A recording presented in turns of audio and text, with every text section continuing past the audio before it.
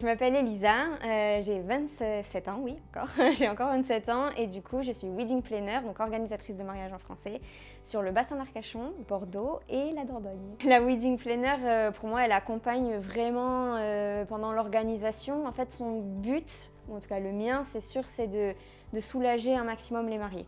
C'est-à-dire qu'ils vont profiter des préparatifs, parce que ça passe vite, mine de rien, ça a beau être un an, c'est quand même quelque chose qui passe super vite.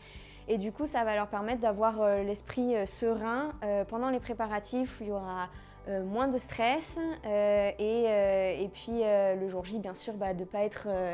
de pas être dans tous les sens, de pas courir partout et d'avoir quelqu'un sur qui se reposer, qui les épaule, qui se sente en sécurité en fait. C'est assez représentatif de dire ça.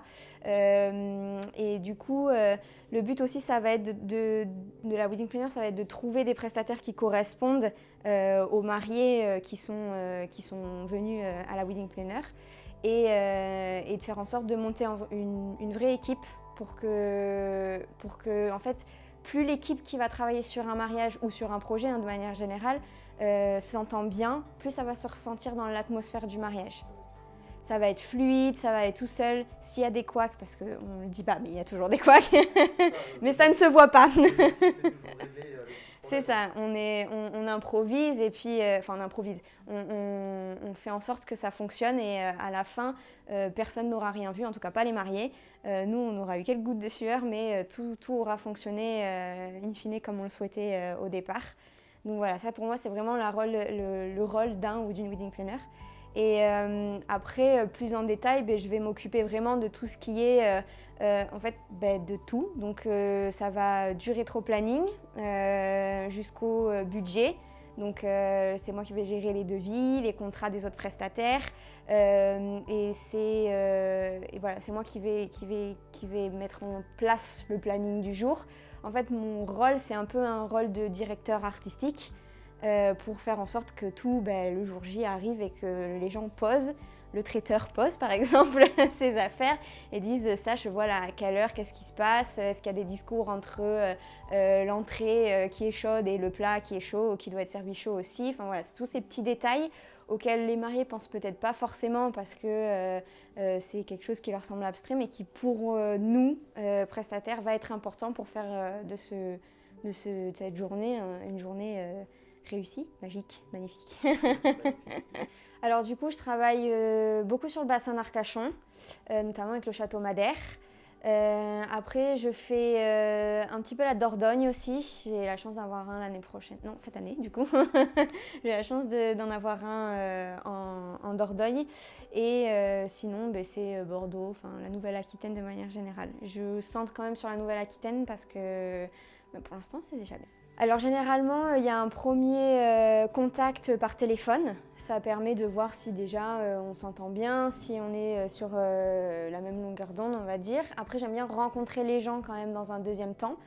Et à la suite de cette première rencontre où on aura parlé des choses générales du mariage, donc par exemple le nombre de personnes, le lieu, ou la date, tout simplement. Ça permet de donner suite, s'il donne suite, en fait, s'il y a un contrat qui s'ensuit, ça permet de pouvoir enchaîner sur toute une année, généralement c'est un an. Pour ceux qui sont bien dans le planning, c'est un an et du coup pendant un an, après je les accompagne vraiment de A à Z, donc je fais que des organisations complètes. Simplement pour s'assurer que le jour J ce soit un travail impeccable et mettre toutes les chances de notre côté, pour les prestataires comme pour les futurs mariés, comme pour moi, afin que ça fonctionne correctement. Alors du coup, moi j'ai la chance de savoir que je vais être wedding planner depuis que j'ai 12 ans.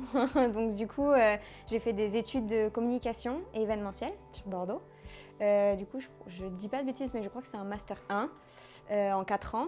Et après, j'ai voulu absolument quand même avoir une expérience de salarié, mais dans l'événementiel. Donc j'étais attachée à une boîte et je faisais partie du pôle événementiel. Donc j'organisais des événements, des lancements que ce soit des lancements de produits, présentations de produits ou des soirées en interne. Et au bout de 5 ans, comme j'avais eu l'expérience du salarié, et bah, du coup j'ai décidé de partir en commun accord avec ma boîte. Et j'ai pu en fait revenir vers le métier de wedding planner.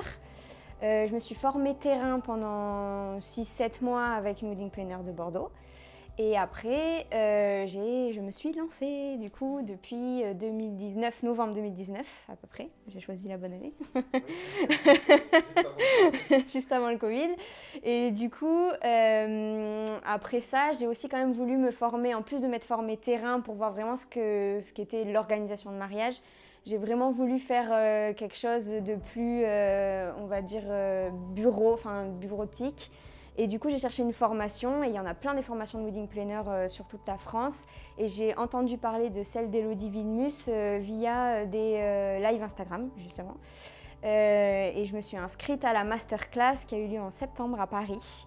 Et donc du coup, j'ai fait c'était une semaine à peu près de masterclass où on parle du métier, de pourquoi on en est arrivé là et de pourquoi on voulait être wedding planner. Et j'ai la session 2, donc mon niveau 2 en fin janvier là. Voilà.